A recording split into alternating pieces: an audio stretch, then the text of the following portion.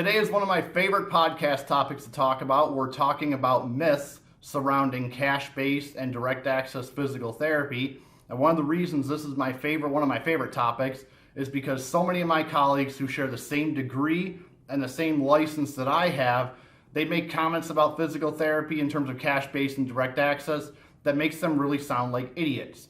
So what I want to do is I want to take that and I want to make my colleagues sound smarter. I want to make my colleagues a little more educated. And I want to take the general public, which is all of you, and I want to make you more educated as to what cash-based and direct access physical therapy are all about. So today we're going to start dispelling some of the myths surrounding it. We're going to talk about all this, lay it out there pretty hard for all of you. Make sure you understand this by the time we're done. We're going to hit the intro. Don't go anywhere.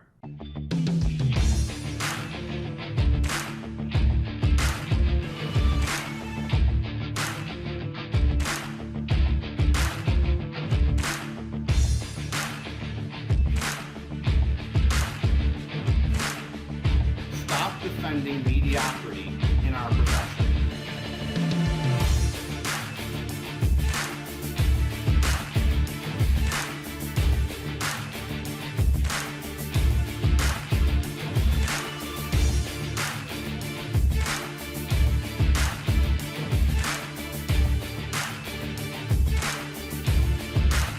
Welcome back, everyone. This is the Dr. Krol PT and Fitness Podcast. I am your host, Dr. Lee Krol, physical therapist. And what we're doing today is we're talking about myths surrounding cash-based and direct access PT. We're going to talk about 3 different myths in particular. The second one is really my favorite. The second one actually, it really does make me laugh. I might have even said it in the past when I was just coming out of school and didn't understand things as well as I should have. But number 2 is really my favorite one. But we're going to go through all 3 of these big myths today. Little administrative stuff on the front end. If you're watching this, you should be hitting that like. You shouldn't be hitting that subscribe and that share. Get this thing out there in social media, especially this one today. Send it to all your PT colleagues and friends and let them know there's a new sheriff in town and there's some new information coming out, and we're going to call you guys out on not doing your job and not doing things the right way. That's what we're going to be doing in this podcast. If you've already been listening to a few episodes, you already know that this is kind of the way I do things here. I have no problem calling out our profession when we do things that are ridiculous. With that said, let's get right into these 3 myths about cash-based and direct access physical therapy. Myth number 1, cash-based physical therapy is unethical. This one's kind of humorous to me. I see this a lot in comment sections with PTs. And they're talking about different cash-based ideas, and someone will always come in there saying it's unethical. And one of the things that I always find funny is I used to work at a high-volume clinic. I know what unethical practice is. People say cash-based PT is unethical. So let me explain what I do in my cash-based PT business. I have a price that I set for a new evaluation. I have a price that I set for follow-ups. And oftentimes I'll only see patients 2, 3, or 4 times for medical physical therapy. Now there's things we can do transitioning them into fitness. If they want to stay on the fitness training side, that's a completely different animal. But the medical physical therapy, it's usually only 2, 3, 4 visits total stretched out over the course of a month. So that's very different from the high volume clinics, which are usually seeing people 2 to 3 times a week, depending on what's going on. Usually it depends on how many visits are authorized by the insurance company. So right there, that to me is unethical. You have the insurance company, who are not the medical professionals, dictating how often the patient's being seen. Right there, that's a problem. I don't do that. I do it based off medical necessity. Number 2 on that front, you're calling cash-based PT unethical when I only see 1 patient at a time. I only have 1 person in my clinic at a time. I never have people doing their home exercise semi or unsupervised in the corner. You guys are seeing 3 to 4 to 5 patients an hour. Usually they're all there at the same time because people come in early, people come in late, people take a little longer than a half hour. So the PT is running around from patient to patient, but that's ethical care because they're not taking cash. Again, these are things that are completely baffling to me.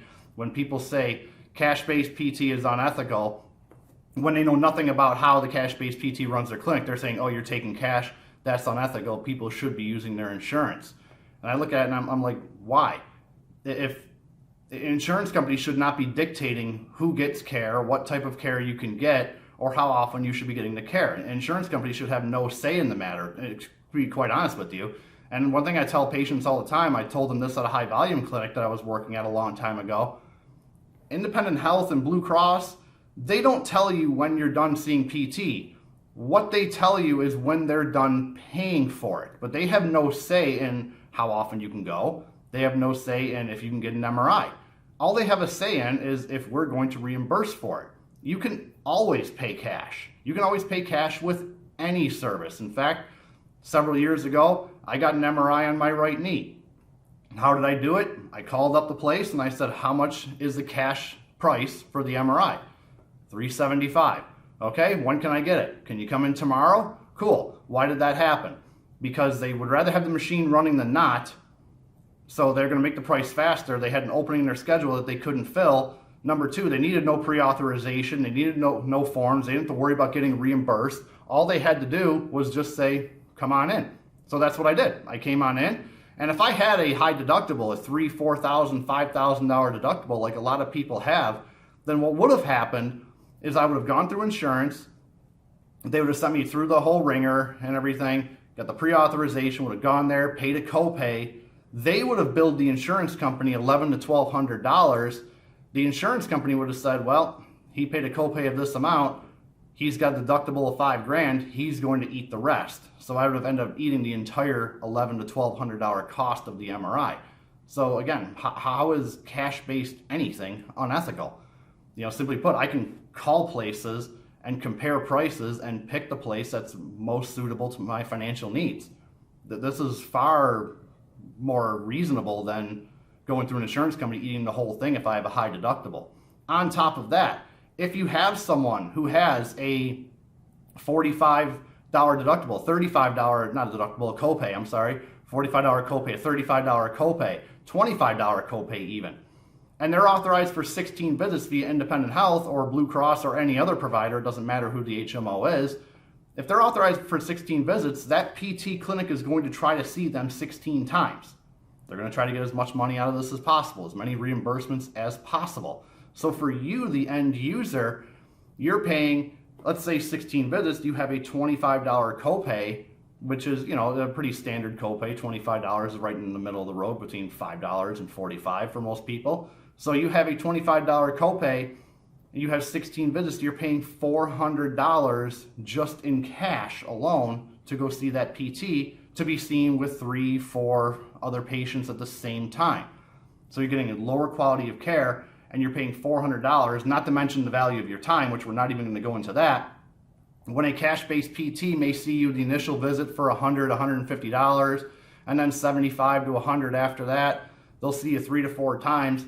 You're paying anywhere in the realm of $400 to $300 for a higher quality product and saving you a lot of time because you're not driving back and forth just to ride the bike or get a hot pack or have the electric stim on you or to do some exercises off in the corner. So the idea that this is unethical because it's cash-based solely is, to me, I find that to be quite silly, honestly. And the other thing on top of that is if you're giving someone a home exercise program, if you as a patient has gotten a home exercise program, HEP is the term that we use, is the acronym that we use, then the first letter of that is home. You can do it at home. And clinics that I've worked at, clinics that I know of, their patients come in and the front office staff will tell them, okay, go find a table and then start your exercises. Well, what do they mean by your exercise? They mean your home exercise program, the things that you do at home. Well, if you can do those home exercises at home without the PT being there, without specialized equipment, then why do you have to come into the clinic to do those home exercises? And if so, why is that clinician billing for a unit or 2 of TheraX when the patient can clearly do these things at home? They should be doing these things at home. When they come into the clinic, they should be getting specialized care. They should be getting progression of their exercises. They should be getting specialized manual care. They should be getting, if you use modalities that they can't have at home. So why are you billing? To me, this is insurance fraud. Why are you billing for TheraX when they can do these exercises at home and are doing them at home. They've shown you that you don't need a skilled PT in the room, in sight, to do these exercises. So why are you billing for it? If you want to talk about being unethical, and again, I'm not the ethics police. I don't sit here sitting on my high horse about ethics. I'm just saying, if you're going to call cash-based PT unethical, then don't defend seeing 3 to 4 patients at a time. Don't defend for billing for TheraX when you have people doing their exercises at home anyway and you have them coming into your clinic to do the same thing. Stop calling cash-based PT unethical for those reasons. It's actually far more ethical because the patient is spending less time, they're generally spending less money, they're usually getting a higher quality of care, and we're not billing an insurance company fraudulently for therapeutic exercise. So stop calling cash-based PT unethical. You sound like a complete idiot when you do so. The next one, this is my favorite one. And it's my favorite one probably because at some point I've probably even said it back when I was just getting out of school and back when I was reading blog posts from different PTs. But I've heard it said many times by different PTs. I've seen it written all over the place on comment sections and on blog posts. But the second big myth and my personal favorite is that cash-based PTs have better outcomes because we cherry pick our patients. This one, to me, is completely laughable. So one of the things that happens in my particular business, in my particular clinic, is that I have what I call a lot of crock pot clients and a lot of crock pot patients. And what does that mean? It's basically what the name implies. If you use a crock pot, you put your ingredients in there in the morning, and several hours later, your food is ready to go. It's ready to cook, but it takes a long time. It's a slow simmer, a slow cook. People get my information. They have a business card of mine, usually a year and a half before they ever give me a call. Someone has given them my information. Oh, you have to go see this guy. He's great. He does this. He does that. He's awesome. They get my card. They get my info. They're like, yeah, I'll think about it. So what happens in that period of time? 12 to 18 months. Their condition then becomes chronic. So they've gone from an acute condition, something that may have been easily fixed, quickly fixed, to now they have chronic conditions, and now they have all sorts of, movement compensations and positional compensations that we have to deal with. They have a hypersensitive nervous system that has been in pain, that has been, producing threat for so long that the patient or client has been in pain for a long period of time, and now that's something we really have to deal with. It's a chronic condition. Chronic conditions are almost always more difficult to deal with. On top of that, people paying cash, this is a mental hurdle for them to get over. People paying cash, they think, well, I have insurance, so why should I pay top dollar to go see this guy? I mean, I know what physical therapists do. I mean, they just sort of give you a bunch of stretches and exercises. I can look those up online. Why should I go see this guy? Why should I go see this cash-based PT? So they have this mental hurdle that takes them a long time to get over. And when they come into my clinic, they've usually have exhausted the other options, the more insurance-based options, the more traditional options. So they've already seen usually 2 or 3 other physical therapists. They've usually seen 2 or 3 other chiropractors. They've seen massage therapy. They may have even done acupuncture. They've had pharmacological intervention. They've had a whole bunch of other interventions, and they're coming to see me sort of as a last resort to either avoid surgery or just avoid throwing the towel and saying, well, this is how life's just going to be from here on out. So the idea that I cherry pick my patients, cherry picking your patients are the ones that say, hey, you know what, yesterday I just started developing this symptom down my leg. You see them, hey, a right side gliding and standing fixes it. No problem. They're in and out the door in one session. Great. That's cherry picking your patients. I get a lot of chronic and last chance patients. So the idea that I just, I have better results because I'm just, going out in the street and finding the easiest acute symptoms to deal with, that's completely untrue. I'm getting a lot of last chance people. I'm getting a lot of long-term people, chronic conditions, very difficult cases that I have to deal with. So let's dive into, if the myth out there is that we have better outcomes because we cherry pick, then part of that myth is that we have better outcomes. So let's dive into that. When we say, they have cash-based PTs have better outcomes because they cherry pick, then you're admitting that we have better outcomes. So let's look into why that would be the case. Instead of me just saying, oh, you're not right, let me tell you why you're wrong when you say that we have better outcomes because we cherry pick. If you are a cash-based PT, there are a couple of things that you have to do. Number one, you have to sell your product. You have to know how to market your product. You have to know how to reach an audience. You have to get them to come in when they have insurance already. You have to get them to come in when they already have a different place that they've gone, even though they know it's not good. They're seeing a lot of people at the same time. It doesn't matter. You still have to get them to come in the door. So how do you do that? You have to be very good at sales and marketing. You have to be able to sell these things to people. Why does that matter?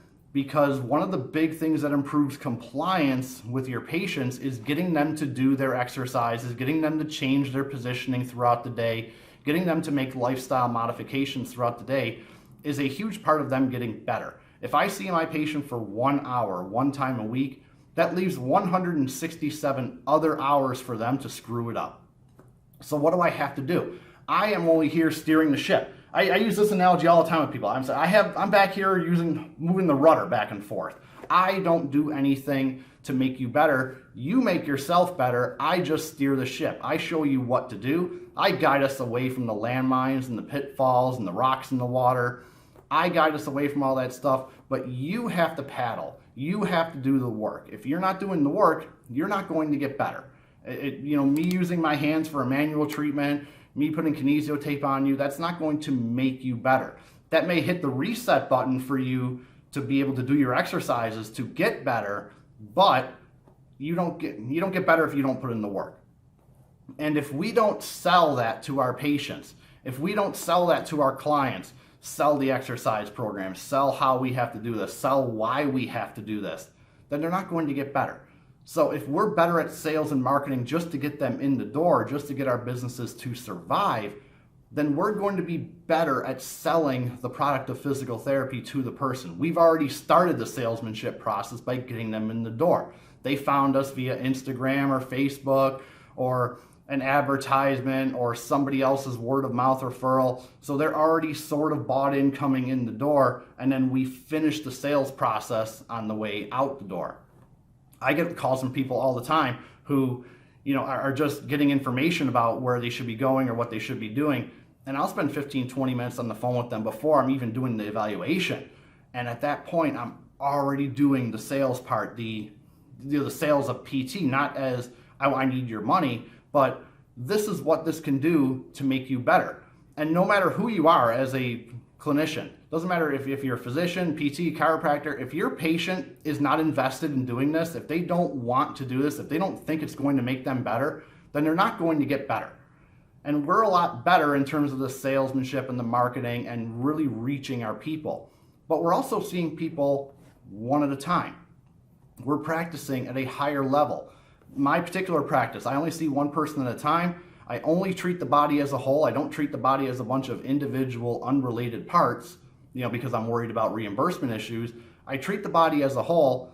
I see one patient at a time, and I never charge people money to just do their home exercise program unsupervised. So that is a higher level of care right off the bat.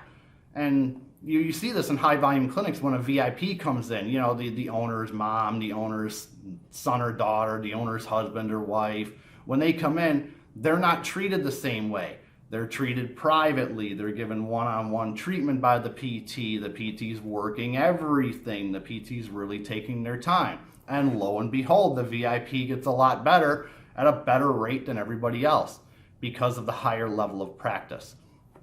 So those are the real big reasons that the cash-based PTs, who generally are working with a harder, more chronic population, who have been failed by other conservative practitioners, why are we getting them better faster?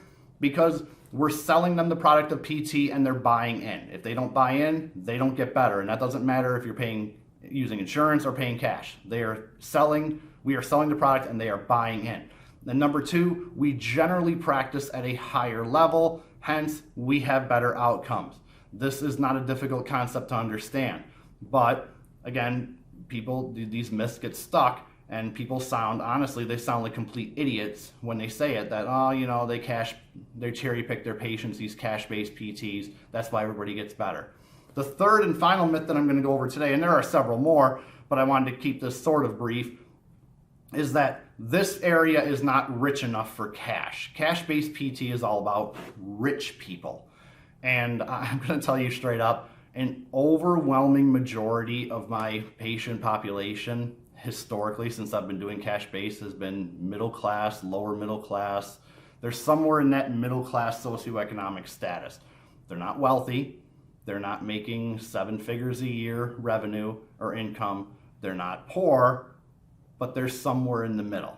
They have some expendable cash, but they're not wealthy. I have a lot of people that are working 9 to 5 jobs, making less than $20 an hour, that come in to see me either for fitness or for physical therapy, but an overwhelming majority of my people are not what I would consider rich. In fact, I always tell people, especially students who are thinking of starting a business, I say, you have to have a fit. People have to fit you. And one of the things I actually don't do really well with overwhelmingly is the quote unquote rich population, because honestly, the rich population that I've dealt with tend to be incredibly high maintenance, incredibly needy. And honestly, they come off as being cheapskates for the most part. So they do not mesh well with me at all. I do really well with the middle class people. And I would say the range of annual income of my patient population is anywhere between 30 and 90 grand.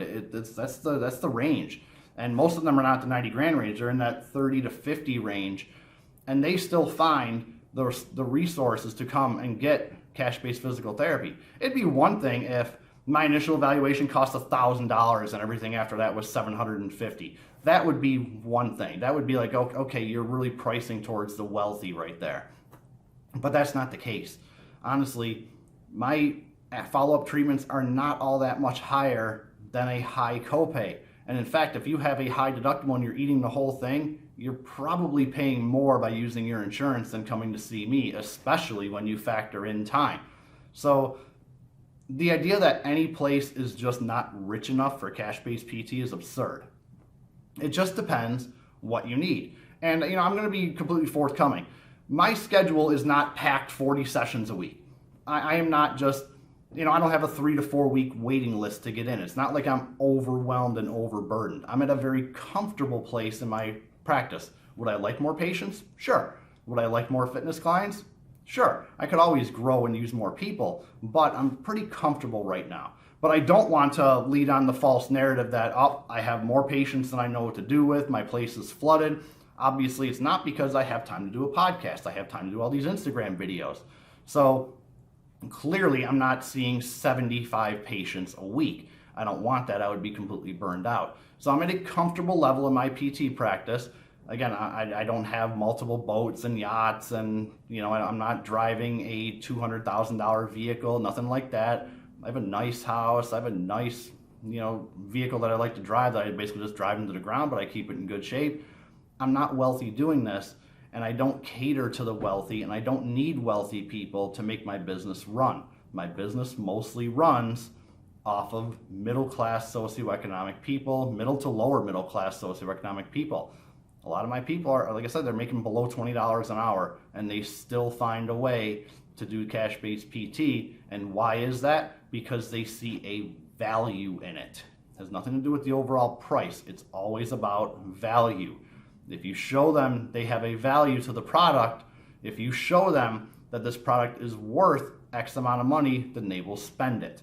And again, I'm not charging exorbitant amounts of money for my service. I'm charging a reasonable amount. I'm charging an amount that's, good enough for me to keep my house and to make money and to be profitable, but I'm not going ridiculously overboard charging people money for my product. So those are the 3 myths that we were talking about. The 3 myths, number 1 was that cash-based PT is unethical. That is a completely idiotic comment. Number 2 is that we cherry pick our patients. Again, a very laughable comment, my personal favorite actually. And that number 3, that the area is not rich enough for cash-based PT. I've heard all these things personally said to me.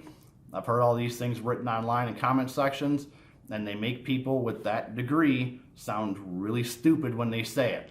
So if you're coming out of school, do your research, do your education. Those 3 things are completely untrue. So don't let other practitioners who are running that insurance-based model and standing on an iceberg that's getting a lot smaller over time, Don't let them tell you that it's not the case. All right? So, if you made it this far, we're about 25 minutes into this, 25, 26 minutes into this. You need to hit that like, you need to hit that share. You should be subscribed by now. If you're not, what are you doing? What are you waiting on? Hit that subscribe, hit that bell, make sure you get all those notifications if you're seeing this on YouTube. If you're seeing this online via Instagram, Facebook, or whatever, you know what to do. Hit that like, hit that share. The share is more important than anything.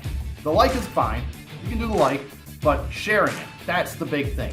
Share the product, and do that with any small business, and do that with anyone that you like their product. If you like their product, share it. Hit that share button, send it out there. It takes you a couple seconds to add it to your Instagram story or to share something to an Instagram story. Just do that. It helps out any business owner, any podcast, any product you find good.